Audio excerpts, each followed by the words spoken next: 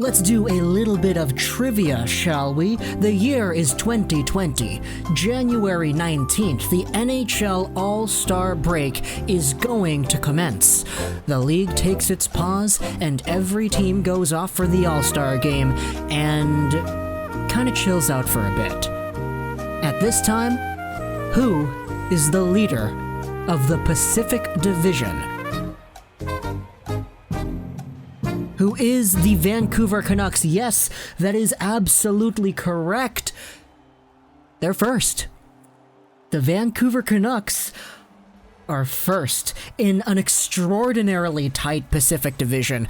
A division that, honestly, I don't even remember if it was ever this tight before. Vegas, Calgary, Edmonton, and who's the last team? I can't even remember. Arizona. They're all tied with 57 points. But the Vancouver Canucks have overtaken them all. 58 points on the year, with a win tonight against the San Jose Sharks, who are down there at 46 points. Boo-hoo, San Jose. It was a good run for California, but now the bottom three teams in the Pacific, LA, Anaheim, San Jose. Remember the days when California would dominate? Yeah, those days are long gone. Actually, not long gone. They were literally like a few years ago, but whatever. It's Calgary, it's Edmonton, it's Vancouver, it's Alberta and BC, as well as the Arizona and the Vegas coming back and taking control of the Pacific. As we mentioned, a 57-point tie between the four teams that are not named Vancouver. If this Vancouver game went to overtime and the Canucks lost, they would have been tied 57 points too. It would have been a weird five-way tie for the lead in the Pacific. That is just way too weird. But the Canucks ultimately take this one. It is a crazy, crazy game, but in my opinion, it's one that the Canucks absolutely deserved to win. And if you watch this game, you know that they deserved to win it, because that first period was a first period filled with no scoring, but with a ton of Vancouver chances and only like 3 San Jose shots, something weird like that. The Vancouver Canucks had all the control in that first, and the first was kind of what told the entire story for me. I watched that first period and I was like, yeah, this is kind of how it's going to be. San Jose's not all too great. They already fired their coach. They hired a new one, and they're still not all too great. Their PK is amazing, and it's first in the league, but everything else is just, And that first period was almost entirely played in the San Jose zone. Zone. Yeah, I said that. The San Jose zone was pretty much the entire home of the first period. And going into the second, I was like, okay, we totally are going to take control of this one, right?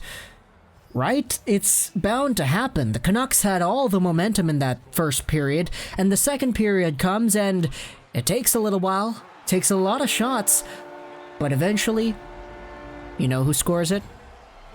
It's the $6 million man himself, Loui Eriksson, who scores for the Vancouver Canucks, who takes the lead 1-0. It's his 5th on the year, and the Vancouver Canucks ultimately end off the second period with a lead. This one was quite rowdy, and it was honestly quite interesting because watching the penalty kill, because the penalty kill for the San Jose Sharks did come out to play. The Canucks got a few power play opportunities up to this point. The Sharks' penalty kill is probably the most aggressive I've seen in a really long time, probably since the last time I've seen a Sharks game. But it was never really something that stood out to me to the point where I knew, okay, if I want to think of an aggressive PK, I think of the San Jose Sharks. That was never something that clicked in me, so seeing that on display today, it really set out there and it really established and ticked in my mind, yeah, okay, this is the top PK in the league going to work. And boy, oh boy, they're the top PK for a reason. So aggressive. Every single player is charging a Vancouver Canuck, and it's really strong, really effective. Ultimately, the Canucks go 1 for 5 on the power play when they really could have scored a few more goals. But discipline is ultimately what costs the Sharks in this one, as well as their puck control, because the third period comes off, and what do you know, it's a power play goal. Gaudette sends one over to Virtanen, who streaks in on the right side into the zone, throws one towards the net, and it's Tanner Pearson who tips it in. The guy's at 101 goals now, and he's got his 14th on the year. Gaudette with his 12th assist, Virtanen with a really nice play on that one, just getting it towards the net. But the Vancouver Canucks have a 2-0 lead at this point. There's about 15 minutes left in the game, and this is kind of the point where I was like, yeah, we're going to win, right? We're going to be first, right? Yeah. I was kind of wanting to call it at the end of the first, but nah. Now is a more safe time to call it. It's 2-0. We're going to win this game. Heck yes, boys. We're winning. And then all of a sudden, Barclay Goodrow gets a goal, and it's not 2-0 anymore. It's 2-1. Yikes. What a goal that was, where the puck is just out in front of the crease. It's the slot area. Nobody's really touching it. Demko's lost sight of it. He's just looking in front of himself in the blue paint, and then all of a sudden, ooh, it's in. Huh. Oh well, it's only 2-1, and this Sharks team hasn't looked great all game, so I'm expecting the Vancouver Canucks to come back and eventually win this one, maybe even just hold on to the lead. No big deal, right? And oh my goodness, Quinn Hughes scored.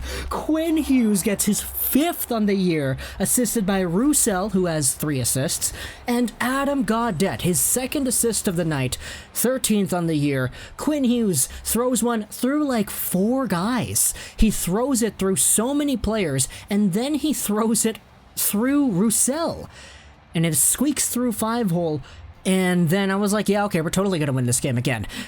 Quinn Hughes has been so good, and they showed the highlight reel of his breakout passes and his first passes in the intermission. Quinn Hughes had such a good game tonight, where almost every single breakout pass he did was successful. It was a tape-to-tape pass onto Canuck teammates that sometimes didn't even really expect it. There was one pass where he threw it all the way up to Besser, and Besser kind of had to take it off of a weird angle because he didn't see the pass coming, but he eventually recoiled it and was able to go along because Brock Besser is a skilled hockey player. But Quinn Hughes is out here surprising even his own teammates with the effectiveness, the quickness, and the precision of these first passes. And that was something that the guys on the panel compared to Chris Pronger, saying that his breakout and first pass ability is as effective as. So that's a very, very good piece of praise right there. Just thought I'd throw that in there because that is something that I noticed as well. The Vancouver Canucks ultimately end this one 4-1 because Jake Virtanen sets up JT Miller on a really, really nice play. Pettersson, with his 30th assist on the year, chips it up to Virtanen, who, again, like the Pearson goal, is streaking down the right wing. Then all of a sudden the Sharks D-man dives out. He does the snow angel on his stomach, trying to block the centering pass, but Virtanen, nope, he sauces that up over the guy, over to Miller, who takes it on the left hand, and then he shoots it far side. He's coming down the left wing, takes it on the left side. It's his off-shooting wing, and he shoots it far side over the glove of the goaltender, and Dell's got no chance. It goes over the glove, he tries to do the windmill, and it doesn't work. JT Miller's got 17 goals on the year. The Vancouver Canucks have 4 goals in this game. They win 4-1. Thatcher Demko is over here. He only has 17 saves, but hey, 17 saves is better than 0 saves. 18 shots against, he makes 17 saves, a .944 save percentage for Demko. He was kind of shaky at times, not gonna lie, but for the better part of the game, he was indeed successful at stopping the puck, so I can't really complain too much. As for the Sharks, man, it was really tough seeing them lose this one. They were just so aggressive and so on the puck this game that I was expecting a goal or two just out of a fluky nature. They didn't hold the possession all too much, but when they did, oh boy, were they heavy on that puck. So it's really interesting because I can totally understand how this team has the best PK, but at the same time I can totally understand how they only have 46 points. As for the Canucks, 58 points is what they have, and they have themselves that first place spot in the Pacific. Ooh, that looks so good. Sure, the rest of the teams, the 4 teams underneath the Canucks, are only underneath them by 1 point, and that's totally not the most favorable situation out there. You'd prefer to have a bigger lead than 1, but hey, it's still great. Only 1 point separates the last wildcard spot and the Vancouver Canucks, who are the first in the Pacific. And that is scary, but we won. We won. Hope you enjoyed this video. Social Life Troll 99, and bye.